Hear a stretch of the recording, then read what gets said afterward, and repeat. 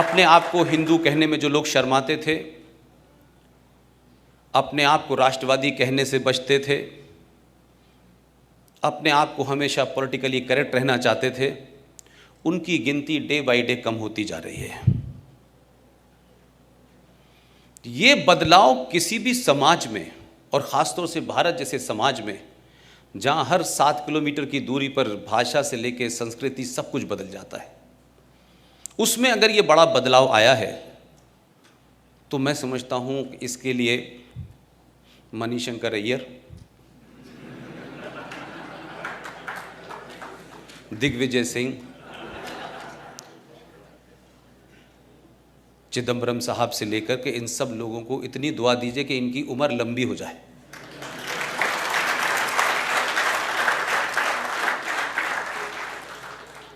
अगर इस देश की राष्ट्रवादी ताकतों को यही लोग जगाने में कामयाब हुए तो हम कहते हैं ये और पैदा हो जाए।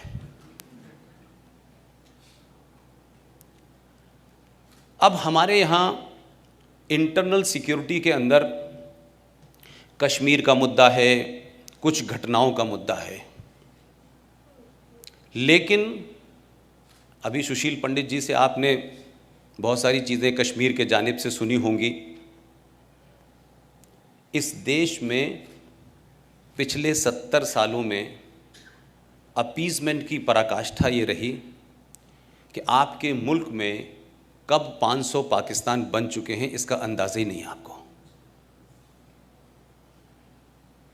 और ये समय समय पे जब नज़र आते हैं तो हमारा जो रिएक्शन होता है वो बड़ा तत्कालिक होता है। याद कीजिए 1990 के पहले के कश्मीर को, और अगर उससे पहले याद करना है तो 1935 के लाहौर को याद कीजिए। ये स्थिति इस देश में चाहे मालदा हो, चाहे कैराना हो, चाहे रामपुर हो, चाहे करीमगंज हो, ये 500 जगह हैं जहां आप पिछले 30 साल के अंदर 60% से 11%, 12%, 13% रह गए हैं। ये डेमोग्राफी जो बदली है ये कोई इसलिए नहीं बदली है कि जो लोग कहते हैं कि हम दो, हमारे दो की वजह से हिंदू पीछे हो गए हैं और वो हम दो 12 कर रहे हैं, ऐसा नहीं है। ऐसा इसलिए है कि हम बहुत ज़्यादा सेल्फिश हो गए हैं और हमको भौतिक जो सुख है उसके साधनों के जुटाने में हमारी सारी क्षमता ज़ाय हो रही है। और हम ना तो इतिहास से कुछ समझना चाहते हैं, और जो हमारे सामने घट रहा है हम उसको अवॉइड करने में तो एक्सपर्ट हैं, कन्फ्रंट नहीं करना चाहते हैं। 1947 से पहले जो कोविंद साहब जिस महल में रह रहे हैं दिल्ली में, राष्ट्रपति भवन में, उसमें कोई और रहता था। क्या वजह है कि लोग अब टेलीविज़न पे नहीं खुलेआम ये बात कह रहे हैं? हम तो बचपन से सुन रहे हैं क्योंकि हमारी तालीम और पैदाइश उस जगह की थी जहाँ से आइडिया ऑफ पाकिस्तान निकला, क्योंकि हमारे वालिद साहब वहाँ स्टेट ऑफिसर थे। तो हम तो जब छोटे थे तब से सुन रहे हैं ये बात। तो मुझे कुछ बातें नई नहीं लगती, लेकिन जब मैं बोलता हूँ, लोगों से इंटरेक्ट करता हूँ, तब मुझे लगता है कि हमारे देश को सच में सच्चाई बताई नहीं गई है। लोग कहते हैं कि अब हम मकान क्यों बनवाएंगे भाई, हमारा मकान बन रहा है, हम 20 साल वेट नहीं कर सकते। हमने कश्मीर में भी तो मकान नहीं बनवाया था, हमने मालदा में भी तो मकान नहीं बनवाए थे। तो हमारा क्या दिमाग ख़राब हुआ है कि हम ये खामखा का इन्वेस्टमेंट करें? रामलाल श्यामलाल मकान बनवा रहे हैं, 20 साल बाद ये जाएंगे, हम रहेंगे इसमें। इस थॉट को समझिए, और इसी थॉट के चलते 500 कश्मीर बन गए इस देश में। उनको इसमें महत्वपूर्ण नहीं है कि उनके 12 बच्चे में से 11 बच्चे पंचर की दुकान कर रहे हैं। उनको एपीजे अब्दुल कलाम बनाने का शौक़ नहीं है अपने यहाँ, ये इस गलतफहमी से वो दूर हैं। लेकिन हमारा एक बच्चा होगा, वो अमेरिका में जाके शिक्षा लेगा और फिर शिक्षा लेके यहाँ आएगा और यहाँ के हालात देख के वापस चला जाएगा, और माँ बाप को साल में एक बार फ़ोन कर लेगा, बात ख़त्म हो गई। तो इस हिंदुस्तान की रक्षा कौन करेगा भाई, अगर सभी लोग यहाँ से चले जाएंगे, या सभी के पास ऑप्शंस हैं बहुत सारे। लिहाजा जो घटना दिल्ली में कल परसों घटी है, एग्जैक्ट 6 महीने पहले एक बड़ी घटना घटी थी और वो सिलसिला जारी है। वो सिलसिला इसलिए नहीं है कि हमको लगता है कि ये कोई स्पॉन्टेनियस कोई घटना घटी है। जैसे जैसे इस देश में राष्ट्रवादी ताकतें अपने 5000 साल पुराने सभ्यता और उस गौरव की तरफ बढ़ना शुरू करेंगी, ये घटनाएं ज़्यादा होंगी। सिर्फ एक छोटी सी बात पे कि एक बीमार लड़की अपने पिता के साथ हॉस्पिटल से आ रही थी, बीमार बेटी, उसको 2 मुसलमान लड़कों ने छेड़ा। ये बड़ी आम घटना थी।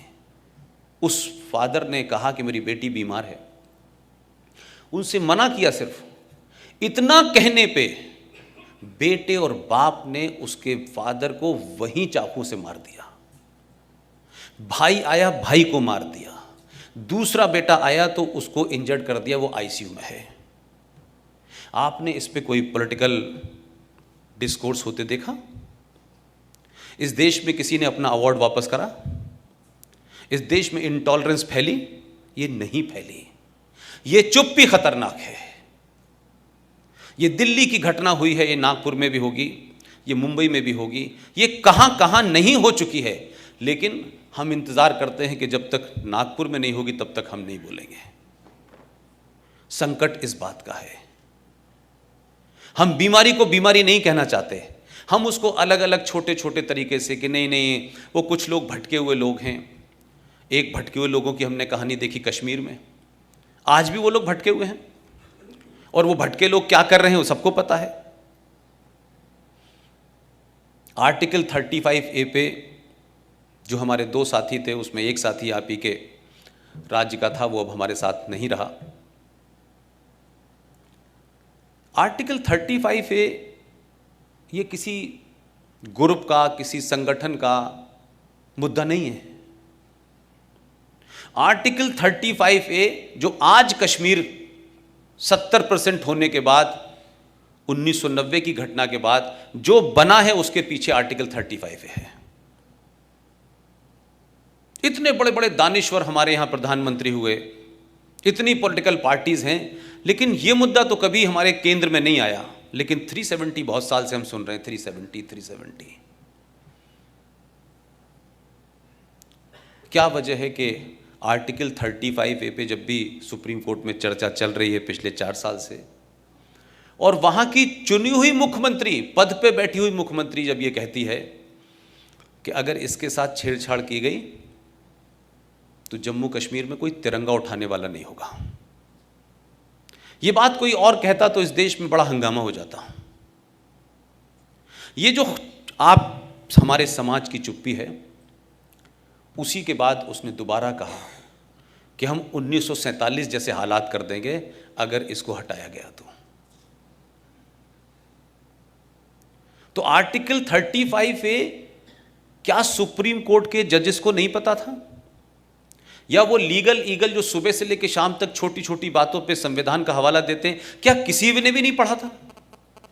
या मैं ये कहूं कि ये कि सामूहिक खामोशी थी, और क्योंकि अब वो आ गया है और जगह जगह उसकी चर्चा हो रही है, कहीं पटना में कैंडल लाइट मार्च निकल रहा है, कहीं चंडीगढ़ में निकल रहा है, लिहाजा या तो उसका दबाव है या लोग बोलने लगे हैं उसका दबाव है, जिसके कारण रूलिंग पार्टी ने जिस दिन अपना मैनिफेस्टो घोषित किया उसमें इसको शामिल कर लिया कि इसे हम हटाएंगे।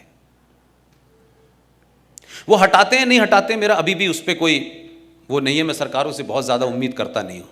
सरकार में जो लोग चले जाते हैं उनको सरकार चलाने की अपनी एक कला होती है, उनके लिए वो महत्वपूर्ण होते हैं।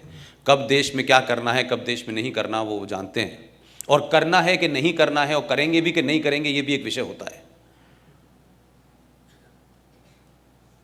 लिहाजा भारत देश इस्लामिक आतंकवाद से ग्रस्त है। इस इस्लामिक आतंकवाद को इस्लामिक आतंकवाद कहने से यह देश डरता है, क्योंकि लोगों को लगता है कि ये झूठे झूठे नैरेटिव जो पिछले 70 साल में बनाए गए हैं वो हमने गढ़े हैं, उन्होंने नहीं गढ़े हैं। उनका थॉट क्लियर है, उनका एक्शन क्लियर है, उनके दिमाग में जो है वो दिल में है और वही एक्शन में है। तीनों का कोऑर्डिनेशन है कि वो कंफ्यूज नहीं है। हम दिमाग से चाहते कुछ हैं, दिल में हमारे कुछ और है और कर कुछ और रहे हैं। लिहाजा ये हमारी प्रॉब्लम है। लिहाजा हम बीमारी नहीं ढूंढ पा रहे, हम हमेशा कोई मौका ढूंढते हैं। कुछ मुसलमान खराब हैं, बाकी अच्छे हैं। देखो, वो कुछ लोग ऐसा करते हैं, बाकी नहीं करते हैं। ये वो लोग कह रहे हैं जिन्होंने उस धर्म के बारे में न जाना है, न किताब पढ़ी है, न बैकग्राउंड जानते, लेकिन सुबह से लेकर शाम तक गंगा जमुना तहजीब, हिंदू मुस्लिम भाई भाई, ये उसके नारे लगाते रहते हैं। और अब तो मुझे अफसोस इस बात का है कि दिल्ली के लाल किले के सामने सरदार जी शीशगंज गुरुद्वारा है, मुझसे ज़्यादा आप लोग जानते होंगे। उस शीशगंज गुरुद्वारे को जब भी कोई देखता है तो मुझे नहीं लगता कि उसको कोई 205,000 उसको बताने की ज़रूरत है ये क्यों बना। ये बात अलग है कि इस पार्टी और उस पार्टी में आप चले जाइए, जिन लोगों के लिए आप नैरेटिव सेट कर रहे हैं उनका किसी पार्टी में कोई यकीन नहीं है, उनका अपना एजेंडे में यकीन है। इसीलिए इस देश में पार्टी बदल जाने से आदमी की सोच भी बदल जाती है और इतनी खतरनाक हो जाती है, ये मुझे दुख की बात है। एक बेहतरीन क्रिकेटर पूर्णिया के अंदर जहां 65% मुसलमान हैं, बिहार के 4 ज़िले हैं जहां 70% से ऊपर मुसलमान है, वहां आपका कानून नहीं चलता। वहां जाके कहता है मुसलमान भाइयों तुम 65% हो, तुम एक हो जाओ, हम इनको हरा देंगे। पार्टी बदल जाने से दिमाग भी बदल जाता है, मुझे नहीं पता था। पार्टी बदलने से राष्ट्रभक्ति भी बदल जाती है, अपने अपने पूर्वजों को भी आदमी बदल लेता है। ये मुझे इस राजनीति में लगता है, इसलिए मैं किसी राजनीतिक दल से कोई बहुत उम्मीद नहीं करता।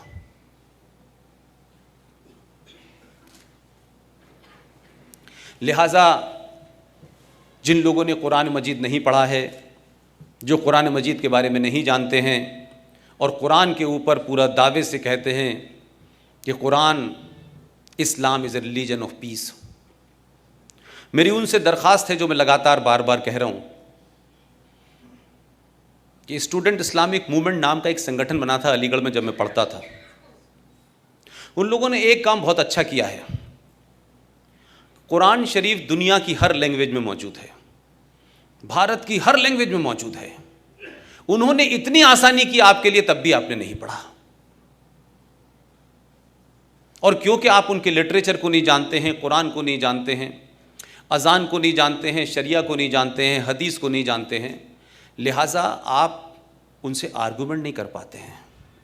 वो जो कुछ बता देते हैं आपको, आप उसी पे चलते रहते हैं। और एक दिन जब कश्मीर बन जाता है, जब मालदा बन जाता है, तब आपको लगता है कि अरे ये क्या हो गया, लेकिन तब तक बहुत देर हो जाती है। मेरी आप सब लोगों से ज़ाती दरख्वास्त है कि आप कुरान मजीद को थोड़ा सा पढ़ लें, थोड़ा सा पढ़ लें, तो ये जो गंगा जमुना तहजीब, भाईचारा, हिंदू मुस्लिम सिख ईसाई, ये आपके दिमाग से बिल्कुल क्लियर हो जाएगा कि 1400 साल पहले, क्योंकि आजकल एक बड़ी बहस छिड़ी हुई है कि नाथूराम गॉडसे ने गांधी जी को मारा, कुछ लोग उसे आतंकवादी बता रहे हैं, लेकिन मैं तो लगातार कई जगह पूछ चुका कि सन 1947 में अगर नाथूराम गॉडसे ने गांधी जी को मारा था, तो जो उस वक्त का कानून था उसकी उसको सज़ा मिली। उसके मारने को तो किसी ने जस्टिफाई नहीं ठहराया कि नहीं साहब नाथूराम गॉडसे ने कोई महान कार्य किया है। लेकिन एक जवाब नहीं कोई दे रहा कि इस देश का सबसे पहला मुसलमान आतंकवादी कौन था। यह भी लोगों को बताना चाहिए। और गॉडसे ने क्या धर्म से प्रेरित होकर मारा था? उसमें कोई धर्म नाम की चीज थी क्या? यह कहते हुए मारा था कि मैं हिंदू हूं इसलिए इनकी हत्या कर रहा हूं? उसकी अपनी कोई सोच हो सकती है, उसका अपना कन्विक्शन हो सकता है। गलत है सही है ये एक अलग विषय है। गांधी जी के हजारों कामों के ऊपर सवाल उठ सकते हैं, डिबेट हो सकती है, ये ठीक किया गांधी जी ने, ये गलत किया। लेकिन ये कोई नहीं कह रहा कि वो भारत के राष्ट्रपिता नहीं है। ये राष्ट्रपिता कब बने, कब रेजोल्यूशन पास हुआ कि वो हमारे पिताजी हैं, ये हमें बताया नहीं गया। भाई हमें पता तो चल जाता कि हमारे पिताजी ये हैं। वो कब, कौन सा रेजोल्यूशन पास हुआ और देश में कहां पे ये इतना बड़ा माहौल बना कि देश के सारे लोग उनको राष्ट्रपिता बनाना चाहते हैं। क्योंकि हमको ये भी पता है कि एक ज़माने कांग्रेस पार्टी के एक अध्यक्ष हुआ करते D.K. बरुआ, उन्होंने भी बड़ा स्टेटमेंट दिया था कि Indira is India, India is Indira. लेकिन मैं कहता हूं कि गांधी जी के हत्यारे के बारे में जब भी बात होती है तो ये देश अपोलोजिस्टिक क्यों हो जाता है? चर्चा होनी चाहिए उसके ऊपर। और ये कौन लोग कर रहे हैं? जो उसामा जी कहते हैं, हफीज सईद साहब कहते हैं, वो कह रहे हैं कि गॉडसे आतंकवादी था। गॉडसे ने गांधी जी को क्यों मारा, इस पे बहस क्यों नहीं होनी चाहिए? उसका परिणाम कुछ भी निकले, मैं ये नहीं कह रहा कि वो सही किया गलत किया, लेकिन इस पे बात क्यों नहीं हो सकती? दिल्ली यूनिवर्सिटी के बीए पास के कोर्स के अंदर अगर ये पढ़ाया जा सकता है